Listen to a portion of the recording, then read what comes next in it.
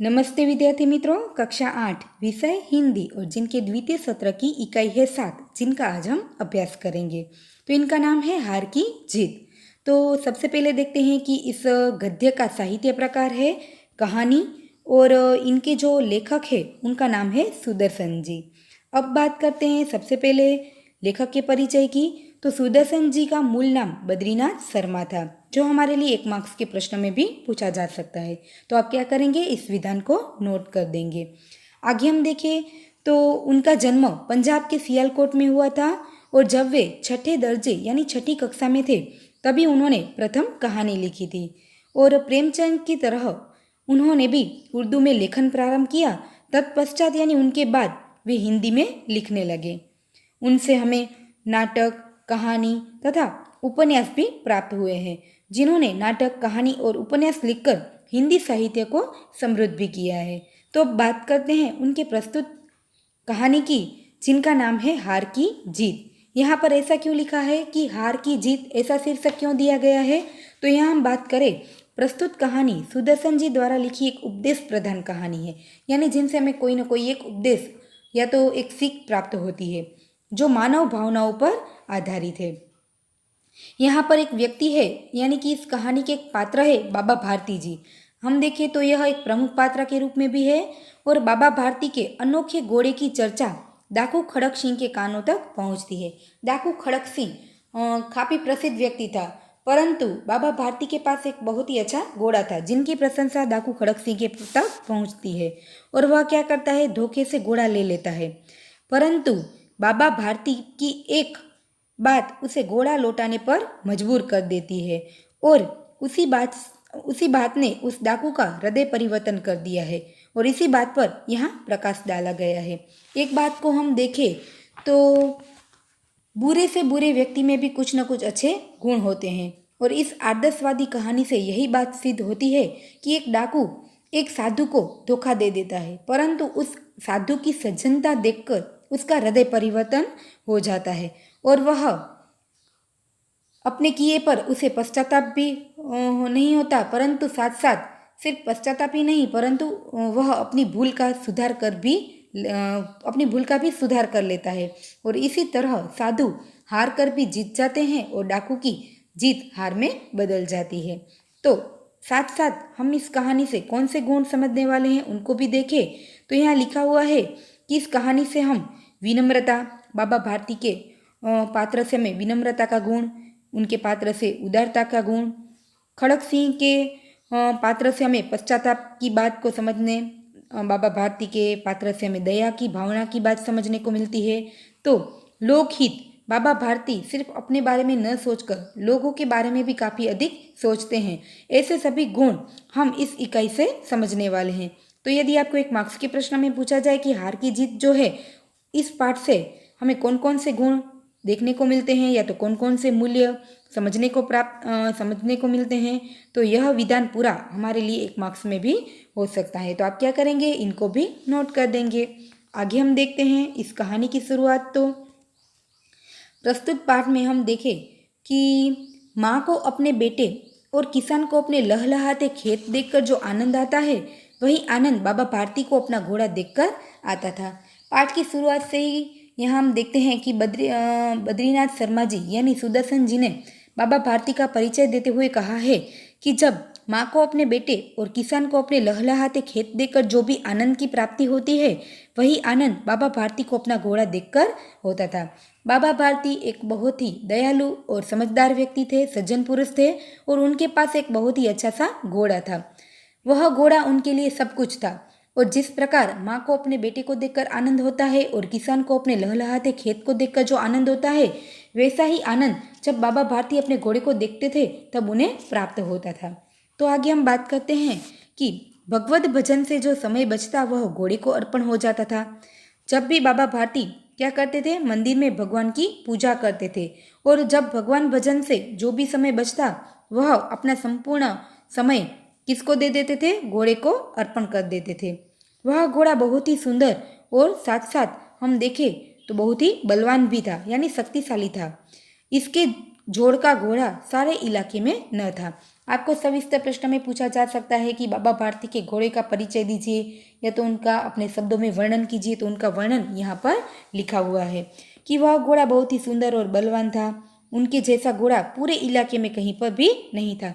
जहाँ बाबा भारती रहते थे उस इलाके में बाबा भारती के पास जो घोड़ा था ऐसा घोड़ा किसी के पास भी नहीं था। बाबा भारती उसे सुल्तान कहकर पुकारते थे। यह हमारा एक मार्क्स का विकल्प है कि बाबा भारती के घोड़े का नाम क्या था?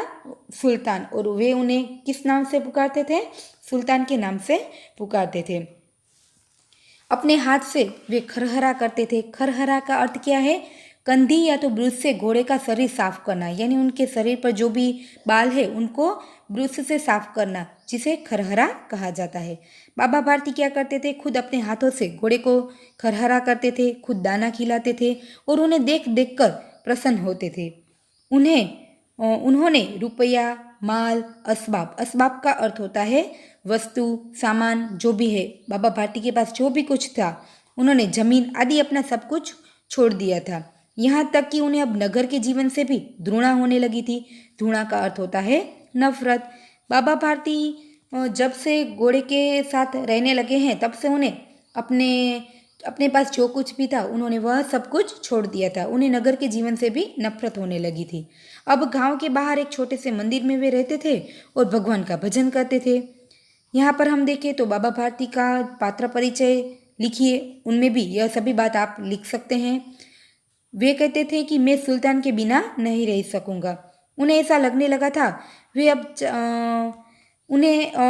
जब वे सुल्तान के साथ रहते थे तो उनकी एक उन्हें आदत हो चुकी थी। वे अपने आप को वही कहते रहते थे कि उन्हें ऐसी आदत हो चुकी थी कि वे सुल्तान के बिना अब कभी भी रह नहीं सकेंगे। वे उनकी चाल पर लट्टू थे। यहाँ पर हम देखें तो लट्टू होना यह एक मुहावरा है जिनका अर्थ होता है मुग्ध होना या तो आकर्षित हो जाना। वे सुल्तान की चाल पर मुग्ध हो गए थे। कहते हैं ऐसे चलता है जैसे मोर घटा को देखकर नाच रहा हो। यानी जब बारिश के दिनों में आकाश में जब बादल छा जाते हैं तो उनको देखकर मोर क्या करता है? नाचने लगता है। उन घटा को देखकर यानी बादलों को देखकर मोर नाचने लगता है। तो जब भी घोड़ा चलता था तो बाबा भारती भी उनको देखकर आनंदित हो जाते थे। जब तक संध्या के समय सुल्तान पर चढ़कर 8-10 मील का चक्कर न लगा लेते उन्हें चैन न पड़ता था। चैन न पड़ना यह एक मुहावरा है जिनका अर्थ होता है मानसिक शांति न मिलना। बाबा भारती क्या करते थे? शाम को यानी संध्या के समय जब भगवान भजन से जो भी समय बचता वे घोड़े की सफाई करते और शाम को वे क्या करते? सुल्तान पर चढ़कर 8-10 मील का चक्कर लगाते थे। जब तक वे चक्कर ना लगाते उनके मन को शांति प्राप्त नहीं होती थी। यहाँ हम आगे बात करें तो खड़क सिंह उस इलाके का कुख्यात डाकू था। कुख्यात का अर्थ होता है बदनाम। यहाँ पर हम देखें तो एक प्रकार से प्रसिद्ध, परंतु बुरे काम करने में वे बदनाम था। खड़क सिंह जो था वह उस इलाके का काफी प्रसिद्ध डाकू था। लोग उनका नाम सुनकर भी कांपते थे यानी डर जाते थे। होते होते यानी धीरे धीरे समय के गुजरते सुल्तान की कीर्ति यानी सुल्तान की यश या तो प्रसिद्धि उसके कानों तक पहुंची। किसके कानों तक पहुंचती है? खड़क सिंह के कानों तक पहुंचती है। खड़क सिंह उस इलाके का प्रसिद्ध डाकू था, परंतु जो सुल्तान था वह बाबा भारती का एक छोटा सा या तो हम देखें तो बहुत ही शक्तिशाली और सुंदर घोड़ा था। उनकी प्रसिद्धि, उनका यश खड़क सिंह के कानों तक पहुंचता है और उनका हृदय उसे देखने के लिए अधीर हो उठता है। अधीर हो उठना यदि हम कहें तो वह उतावला हो उठता है। और कानों तक पहुंचना यानी हम देखें तो यह मुहावरा है सुनना। जैसे ही उन्होंने सुल्तान की प्रसिद्धि सुनी तो उनका हृदय उस सुल्तान को देखने के लिए अधीर हो उठा यानी उतावला हो उठा। वह एक दिन दोपहर के समय बाबा भारती के पास पहुंचा और नमस्कार करके बैठ गया। एक दिन क्या होता है, जब से उन्होंने सुल्तान की कीर्ति सुनी है तब से वे उन्हें देखने के लिए उतावला होने लगा। और एक दिन का समय था कि वे दोपहर के समय बाबा भारती के घर पर पहुंच गया। उनसे नमस्ते करके उन्हें कुछ बात करने लगा। यहाँ पर विद्यार्थी मित्रों आपको याद रखना है कि कौन सा विधान कौन बोल रहा है। अब यहाँ हम देखते हैं कि खड़क सिंह और बाबा भारती के बीच कुछ बातचीत हो रही है, क्योंकि खड़क सिंह क्या करता है, बाबा भारती के घर पर पहुंच जाता है और उनको नमस्कार करके वे वहां पर बैठ जाता है। जब उन्हें आता देख बाबा भारती ने देखा कि यह प्रसिद्ध डाकू उनके घर पर आया है तो वे क्या करते हैं, उनसे धीरे से शांतपूर्वक बातचीत करते हैं। खड़क सिंह कहता है। बाबा भारती ने पूछा, खड़क सिंह क्या हाल है, यानी तुम्हारा हाल क्या है, तुम्हारी परिस्थिति क्या है।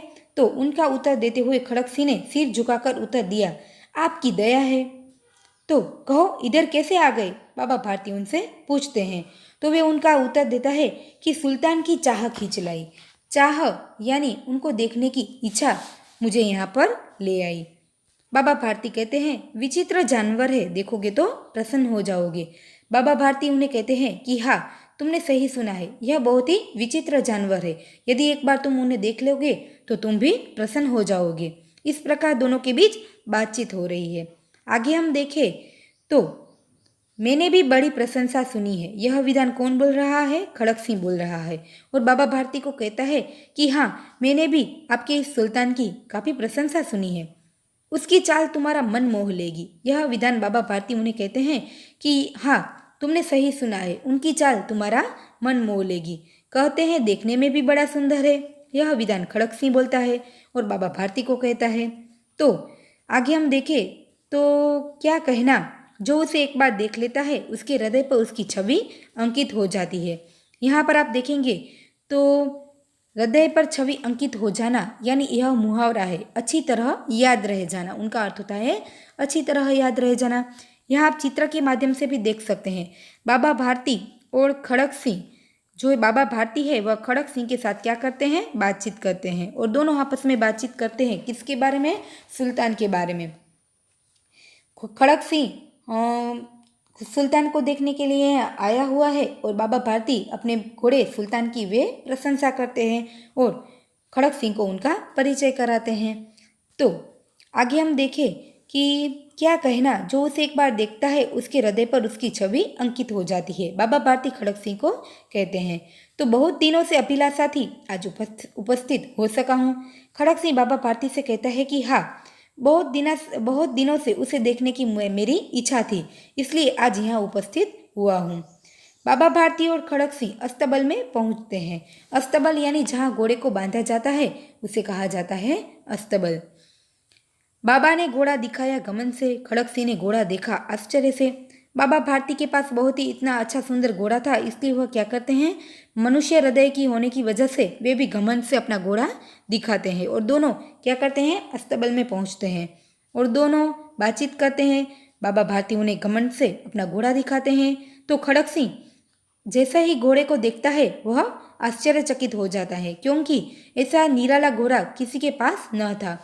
आगे हम देखें तो वे कहते हैं कि उसने सहस्त्रों घोड़े देखे थे, परंतु ऐसा बांका घोड़ा उसकी आंखों से कभी न गुजरा था। सहस्त्रों यानी 1000 घोड़े उन्होंने अब तक देख लिए थे, परंतु कई ऐसे हजारों घोड़ों देखने के बाद वे कहते हैं कि उन्होंने कभी भी ऐसा बांका यानी सुंदर या तो निराला घोड़ा आज तक कभी न देखा था। सोचने लगा, भाग्य की बात है, ऐसा घोड़ा खड़क सिंह के पास होना चाहिए था और इस साधु को ऐसी चीज़ों से क्या लाभ।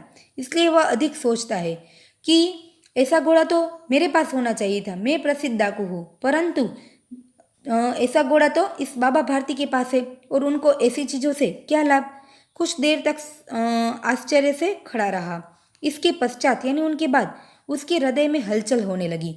हृदय में हलचल होना यानी उनके दिल में, उनके मन में काफ़ी ईर्ष्या होने लगी। बालकों से अधीरता से वह बोला यानी उतावला होकर बोला, परंतु बाबा जी इसकी चाल ना देखी तो। वह छल कपट करके बाबा भारती से वह घोड़ा छीनना चाहता था, इसलिए वे क्या करता है, घोड़े की प्रशंसा करता है और बाबा भारती के मुख से उनके अपने घोड़े की प्रशंसा और भी सुनना चाहता है। बाबा भारती भी मनुष्य ही थे, उनका हृदय भी मनुष्य सा ही था। यदि कोई व्यक्ति अपने चीज़ों का यदि बखान करे या तो उनकी प्रशंसा करे तो कोई भी व्यक्ति उनसे आकर्षित हो सकता है। बाबा भारती भी मनुष्य ही थी। बच्चों, आप भी एक छोटे व्यक्ति है, मनुष्य है। यदि कोई व्यक्ति आपकी चीज़ का बखान करे या तो आपकी मनपसंद चीज़ का, यदि वे मनपसंद चीज़ की प्रशंसा करे तो आप भी क्या करेंगे, अपने चीज़ को और उनके बारे में और सभी को सुनाएंगे। तो यहाँ बाबा भारती भी एक मनुष्य ही थे। अपनी वस्तु की प्रशंसा दूसरे के मुख से सुनने के लिए उनका हृदय अधीर हो उठा, यानी वे अधिक उतावले हो गए। घोड़े को यहाँ हम देखें तो घोड़े को खोलकर वे उन्हें बाहर ले आए और घोड़ा वायु वेग में उड़ने लगा। बाबा भारती क्या करते हैं, अपने घोड़े को बाहर लाते हैं और वे खड़क सिंह को उनकी चाल दिखाना चाहते हैं। उनकी प्रशंसा करते हुए वे कहते हैं और उनकी बात उन्हें बाहर लाकर खड़क सिंह को अपना घोड़ा दिखाते हैं तो घोड़ा तो तुरंत ही वायु वेग में उड़ने लगा। वायु वेग यानी पवन सी गति में वे दौड़ने लगा। घोड़े की चाल देखकर उसके हृदय में सांप लौट गया। हृदय में सांप लौटना यानी खड़क सिंह के हृदय में ईर्ष्या होने लगी। यह एक हमारा मुहावरा है जिनका अर्थ होता है ईर्ष्या पैदा होना। वह डाकू था और जो वस्तु उसे पसंद आ जाए उस पर वह अपना अधिकार समझने लगता था। उसके पास बाहुबल था यानी बहुत ही शक्ति थी, परंतु वे आदमी था। जाते जाते उसने कहा कि बाबा जी, मैं यह घोड़ा अब आपके पास न रहने दूंगा। डाकू खड़क सिंह वह प्रसिद्ध डाकू था और ऐसा सुंदर घोड़ा बाबा भारती के पास देखकर उनके हृदय में ईर्ष्या होने लगी कि ऐसा घोड़ा तो मेरे पास होना चाहिए था। बाबा भारती को ऐसी चीज़ों से क्या लाभ, इसलिए वह क्या करता है, उस घोड़े पर अभी से अपना अधिकार जमाने लगता है और जब वे वापस लौटता है तब बाबा भारती को कह जाता है कि अब यह घोड़ा मैं आपके पास रहने न दूंगा, क्योंकि वह एक प्रसिद्ध डाकू था और हर चीज़ों पर वे अपना अधिकार जमाना चाहता था। इसलिए इस घोड़े पर भी वे अपना अधिकार जमाना चाहता था और जाते जाते बाबा भारती को कह जाता है कि अब यह घोड़ा मैं आपके पास न रहने दूंगा। आगे हम देखें तो बाबा भारती डर जाते हैं। उन्हें ऐसा लगता है कि यह एक न एक दिन प्रसिद्ध डाकू मेरा घोड़ा मुझसे छीन लेगा और कोई भी व्यक्ति अपनी प्रिय वस्तु किसी को देना नहीं चाहता है। तो यदि बाबा भारती से भी अपना प्रिय घोड़ा खड़क सिंह छीन ना ले, यह उन्हें चिंता सताने लगी और वह हर वक्त यही सोचने लगे कि खड़क सिंह कहीं उनसे उनका घोड़ा ना छीन ले। तो वह हमेशा डरते रहते थे। उन्हें रात नींद नहीं आती थी। सारी रात अस्तबल की रखवाली में कटने लगी। हर वक्त वे यही सोचते रहते थे कि खड़क सिंह कहीं उनका घोड़ा छीन ना ले। प्रतिक्षण यानी प्रत्येक क्षण खड़क सिंह का ही डर लगा रहता था, परंतु कई महीने बीत जाने के बाद खड़क सिंह अब भी ना आया। यहाँ तक कि बाबा भारती कुछ असावधान हो गए। असावधान हो जाना यानी लापरवाह हो गए। बाबा भारती को डर लगा रहता था कि कहीं खड़क सिंह वहां आकर उनका घोड़ा उनसे छीन ना ले, परंतु कई दिन बीत गए, खड़क सिंह वहां पर नहीं आया और समय बीतते देख बाबा भारती भी इन बातों से लापरवाह हो गए। आगे हम देखें तो संध्या का एक दिन समय था। एक दिन ऐसा हुआ कि संध्या का समय था। बाबा भारती सुल्तान की पीठ पर सवार होकर घूमने जा रहे थे।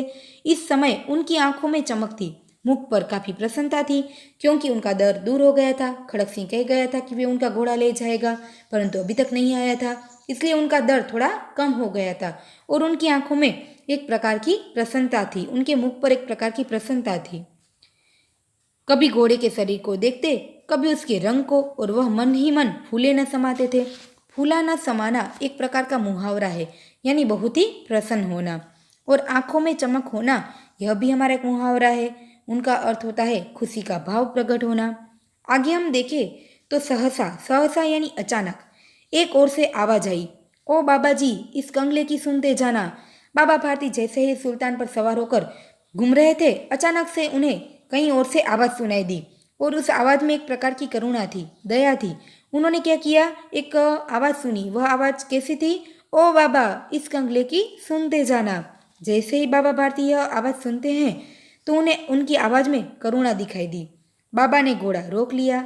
देखा तो एक अपाहिज वृक्ष की छाया में पड़ा कराह रहा है। यहाँ पर हम देखें तो अपाहिज यानी अपंग, विकलांग, कंगला यानी गरीब व्यक्ति, करुणा यानी दुख, कराहना यानी उनके मुंह से दर्द भरी आवाज सुनाई देने लगी। यहाँ पर हम देखें तो उन्होंने, इस व्यक्ति ने कहा कि इस कंगले की सुनते जाना। जैसे ही बाबा भारती ने उनकी आवाज़ सुनी तो उन्हें एक प्रकार का दुख या तो दया का भाव सुनाई दिया। तो उन्होंने घोड़ा रोक लिया और देखा कि एक वृक्ष की छाया में कोई एक व्यक्ति करा रहा है, यानी उनके मुंह से दर्द भरी आवाज़ सुनाई दी। अपाहिज ने हाथ जोड़कर कहा, बाबा जी, मैं दुखियारा हूँ, मुझ पर दया कीजिए। रामवाला यहाँ से 3 मील दूर है, मुझे वहाँ जाना है, तो आप मुझे घोड़े पर चढ़ा लो, परमात्मा आपका भला करेगा। जो अपाहिज व्यक्ति था वे बाबा भारती से एक विनती करता है कि बाबा भारती जी, को वे कहता है कि बाबा जी मैं दुखियारा हूँ और रामवाला यहाँ से 3 मील दूर है, मुझे वहाँ जाना है। यदि आप मुझे वहाँ पहुँचा देंगे तो भगवान आप पर भला करेगा। वहाँ तुम्हारा कौन है? बाबा भारती ने उसे प्रश्न पूछा। तो वे उत्तर देते हुए कहता है कि दुर्गादत्त वेद का नाम आप लोगों ने सुना ही होगा। उनका मैं एक सौतेला भाई हूँ। अपाहिज यहाँ पर उनका परिचय देते हुए कहता है कि दुर्गादत्त वेद का नाम आपने सुना होगा, वे वहाँ पर रहते हैं, मैं उनका सौतेला भाई हूँ। यदि आप मुझे वहाँ पहुँचा देंगे तो आपका भला होगा, भगवान आप पर भला करेगा। बाबा भारती ने घोड़े से उतरकर अपाहिज को घोड़े पर बिठा लिया और स्वयं उसकी लगाम पकड़कर धीरे धीरे चलने लगे। लगाम का अर्थ क्या होता है आप सभी जानते होंगे। घोड़े के मुंह के पास उनको नाक की ओर बांधी हुई होती है। बाबा भारती क्या करते हैं, उन्हें घोड़े पर बिठा देते हैं और वे स्वयं घोड़े की लगाम को पकड़कर उनके साथ धीरे धीरे चलते हैं। सहसा उन्हें एक झटका सा लगा और लगाम हाथ से छूट गई। उसके आश्चर्य का ठिकाना न रहा, यानी उन्हें बहुत ही आश्चर्य हुआ। यह भी हमारा एक मुहावरा है।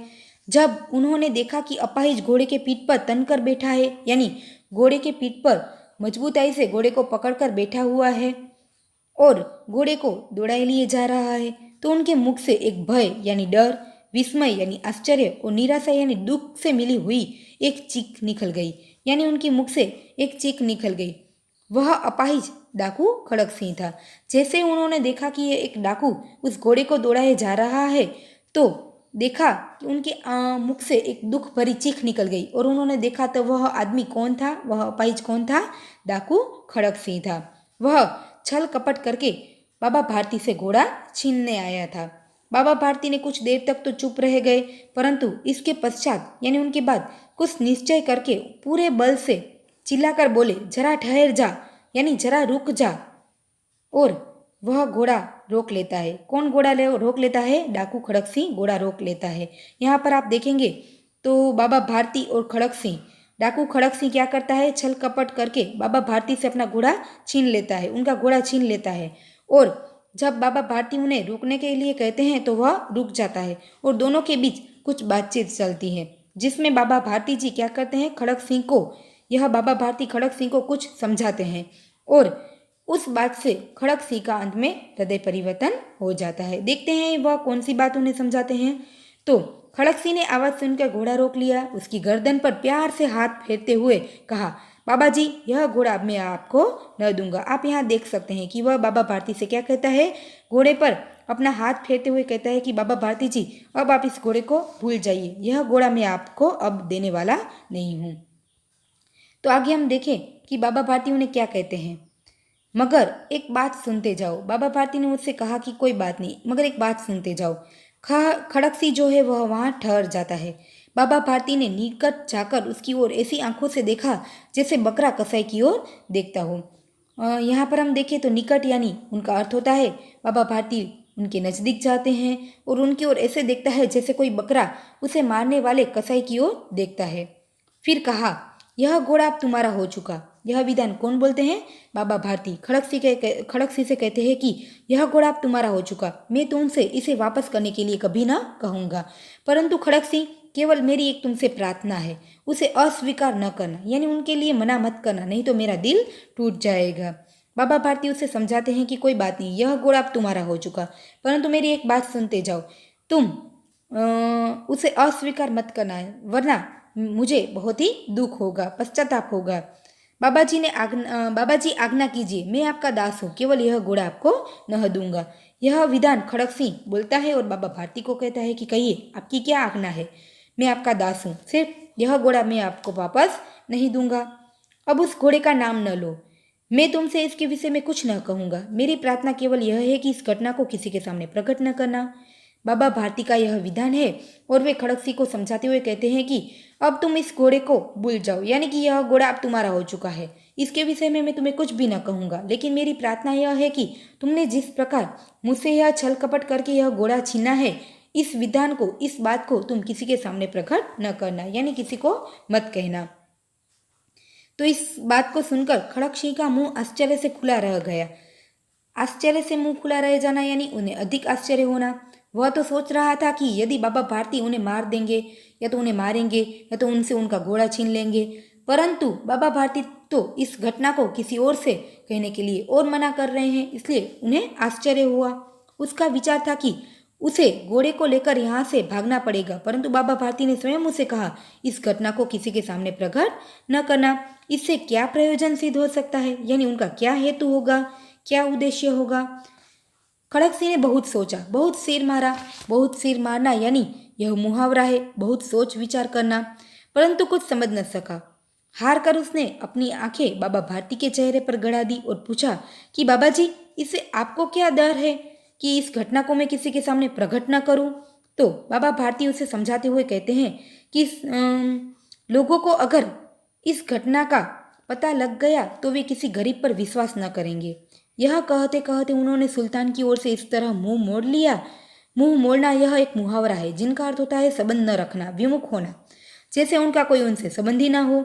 यह पूरा ही विधान हम देखें तो पूरे पाठ का सार है कि बाबा भारती ने खड़क सिंह से कहा कि यदि लोगों को इस घटना का पता चल गया तो वे किसी भी दिन सभी लोग किसी गरीब पर विश्वास न करेंगे, और यदि कोई गरीब व्यक्ति सही मायने में गरीब होगा होगा तो भी कोई लोग उन पर विश्वास नहीं करेंगे, उनकी कभी मदद नहीं करेंगे। यदि कोई भी इस घटना को सुनेगा तो उन्हें भी एक ही प्रकार का डर लगा रहेगा कि यह भी व्यक्ति बीमार होकर या तो दुखी होकर खड़क सिंह की तरह हमें कोई छल कपट ना कर दे, हमारे साथ कोई छल कपट ना कर दे। इसलिए यदि किसी को इस घटना का पता चला तो वे किसी दिन गरीब व्यक्ति पर विश्वास नहीं करेगा। पूरा विधान सुनकर यही पूरा विधान है जो खड़क सिंह के हृदय को परिवर्तित कर देता है।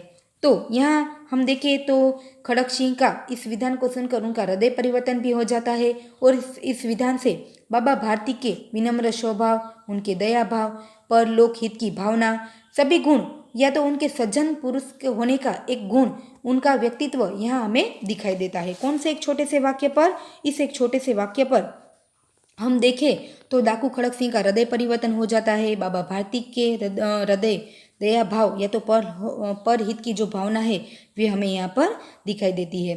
और यह विधान बोलकर बाबा भारती चले गए, परंतु उनके शब्द खड़क सिंह के कानों में उसी प्रकार गूंज रहे थे। सोचता था कि कैसे ऊंचे विचार है, पवित्र भाव है, उन्हें इस घोड़े से कितना प्रेम था। उसे देखकर उनका मूल फूल की नाई खिल जाता था, यानी वे बहुत ही प्रसन्न होते थे। और वे कहते रहते थे कि उसके बिना वे नहीं रह सक पाते थे। इसकी रखवाली में कई रात सोए भी नहीं थे, भजन भक्ति न कर रखवाली करते रहे थे, परंतु आज उनके मुख पर दुख की रेखा तक नहीं दिखाई पड़ती थी। उन्हें केवल यह ख्याल था कि कहीं लोग गरीबों पर विश्वास करना न छोड़ दे। ऐसा मनुष्य मनुष्य नहीं होता है, परंतु वे देवता के समान होता है। और वे क्या करते हैं, खड़क सिंह को ऐसे बाबा भारती के विचार सुनकर वे पश्चाताप करने लगता है और सोचने लगता है कि बाबा भारती को उनका घोड़ा कितना प्रिय था। वे उनकी रखवाली में कहीं रात सोए भी नहीं होंगे। वे हमेशा कह रहते थे कि वे सुल्तान के बिना रह भी नहीं पाएंगे, और मैंने उनसे छल कपट कर दिया। इस बात से उन्हें दुख होने लगता है और वे पछतावा करता है, परंतु सिर्फ पछतावा ही नहीं करता, वे क्या करता है, बाबा भारती को उनका घोड़ा वापस लौटाने के लिए मजबूर हो जाता है। बाबा भारती तो चले गए थे, परंतु वे क्या करता है, उनके विचार उनके कानों में ही गूंज रहे थे। और वे क्या करता है, रात्रि के अंधकार में खड़क सिंह बाबा भारती के मंदिर में पहुंच जाता है। चारों ओर सन्नाटा था, यानी खामोशी थी, शांत माहौल था। आकाश में ही तारे टिमटिमा रहे थे। थोड़ी दूर पर गांव के कुत्ते भौंक रहे थे। यहाँ पर खड़क सिंह क्या करता है, बाबा भारती के घर पर पहुंचता है, अब उनका घोड़ा उन्हें वापस लौटाने पर, क्योंकि उन्हें पछतावा हुआ कि उन्होंने बाबा भारती के साथ पवित्र विचार वाले पर हित की भावना पर खोए रहने वाले बाबा भारती के विचार ने उन्हें उनका हृदय परिवर्तन कर दिया था। और इसलिए वह क्या करता है, बाबा भारती के घर पर पहुंच जाता है खड़क सिंह को वापस लौटाने के लिए। यहाँ पर 2 मार्क्स का प्रश्न पूछा जा सकता है कि जब खड़क सिंह बाबा भारती के घर पर पहुँचते हैं उस वक्त कैसा माहौल था। तो चारों ओर सन्नाटा था, दूर कहीं कुत्ते भौंक रहे थे, मंदिर में कोई शब्द सुनाई नहीं देता था। खड़क सिंह सुल्तान की बाग पकड़े हुए उनके घर पर पहुँचता है। आगे हम देखें तो वह धीरे धीरे अस्तबल के फाटक पर पहुँचता है। अस्तबल यानी जहाँ घोड़े को बांधा जाता है। यह शब्द समूह के लिए भी एक शब्द है। फाटक खुला पड़ा था। क्यों फाटक खुला पड़ा था? क्योंकि हर वक्त बाबा भारती वहाँ घोड़े की रखवाली के लिए आते जाते रहते थे, परंतु आज घोड़ा तो वहाँ था नहीं, इसलिए फाटक खुला पड़ा था। किसी समय वहाँ बाबा भारती स्वयं लाठी लेकर पहरा देते थे, यानी घोड़े की रखवाली करते थे, परंतु आज उन्हें किसी चोरी, किसी डाके का भय न था। खड़क सिंह ने आगे बढ़कर सुल्तान को उसके स्थान पर बांध दिया और बाहर निकालकर सावधानी से फाटक बंद कर दिया। उस समय उनकी आंखों में नेकी के आंसू थे। यहाँ पर हम देखें तो उनकी आंखों में नेकी के आंसू थे। यह एक प्रकार का मुहावरा है, यानी उनकी आंख में पहली बार कुछ अच्छा करने का भाव था और उनका हृदय परिवर्तन हो गया था, इसलिए वह प्रसन्न होने से सच्चाई के भाव उनकी आंखों से बरस पड़े थे। आगे हम देखें तो रात्रि का तीसरा पहर बीत चुका था। 3 घंटे का एक समय यानी एक पहर होता है, यानी रात्रि का एक तीसरा पहर बीत चुका था। चौथा पहर आरंभ होते ही बाबा भारती ने अपनी कुटिया से बाहर निकलकर ठंडे जल से स्नान किया। उसके पश्चात यानी उनके बाद इस प्रकार जैसे कोई स्वप्न में चल रहा हो, उनके पांव अस्तबल की ओर बढ़े, परंतु फाटक पर पहुंचकर उन्हें अपनी भूल प्रतीत हुई कि साथ ही घोर निराशा ने अपने पाँव को मन मन भरकर बना दिया। वे वहीं रुक गए। रोज के समय में वे क्या करते थे, हर रोज सुबह जल्दी उठ जाते थे, स्नान करते थे, भगवत भजन करते थे, फिर अपने घोड़े के पास पहुंच जाते थे।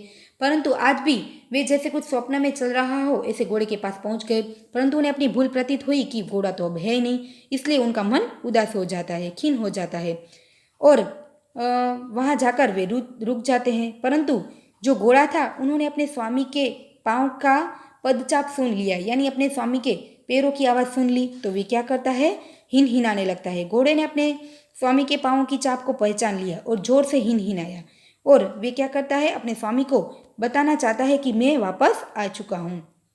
जैसे ही बाबा भारती ने घोड़े की आवाज़ सुनी तो वे वहाँ पर तुरंत दौड़कर चले गए। अब बाबा भारती ने आश्चर्य और प्रसन्नता से दौड़ते हुए अंदर घुसे और अपने प्यारे घोड़े के गले से लिपटकर इस प्रकार मानो रोने लगे, यानी पिता बहुत दिनों के बिछड़े हुए पुत्र से मिल रहे हैं। बार बार उसकी पीठ पर हाथ फेर रहे हैं, उसके मुंह पर थपकियां देते हैं। फिर वे संतोष से बोले कि अब कोई गरीबों की सहायता से मुंह नहीं मोड़ेगा। जैसे ही बाबा भारती ने अपने घोड़े की आवाज़ सुनी तो वे तुरंत ही दौड़कर अस्तबल में पहुंच गए और देखा तो घोड़ा तो हर दिनों की तरह वैसे ही बंधा हुआ पड़ा था। इसलिए वह तुरंत ही दौड़कर घोड़े से इस प्रकार लिपट कर रोने लगे जैसे बहुत दिनों से पिता अपने बिछड़े हुए पुत्र को मिलकर रोते हैं। और जैसे ही उन्होंने देखा कि घोड़ा वापस अपने अस्तबल में बंधा हुआ है, यानी इस बात को तय हो गया कि उस डाकू जैसे खड़क सिंह का हृदय परिवर्तन हो चुका है। और इस बात को सुनकर या तो इस बात की अनुभूति होकर अब वे कहने लगे कि आज के बाद कोई किसी गरीबों की सहायता करने से अपना मुंह नहीं मोड़ेंगे, यानी उनकी सहायता करने से कभी भी मना नहीं करेंगे। इस बात से प्रसन्न होकर कि डाकू जो खड़क सिंह है उनका हृदय परिवर्तन हो चुका है, और यह बात सोचकर और इस बात से आनंदित होकर वे काफ़ी प्रसन्न हो गए और उन्होंने सोचा कि अब कोई गरीबों की मदद करने से पीछे नहीं हटेगा। और साथ साथ डाकू खड़क सिंह के हृदय परिवर्तन को देखकर भी उन्हें काफ़ी अधिक प्रशंसा हुई।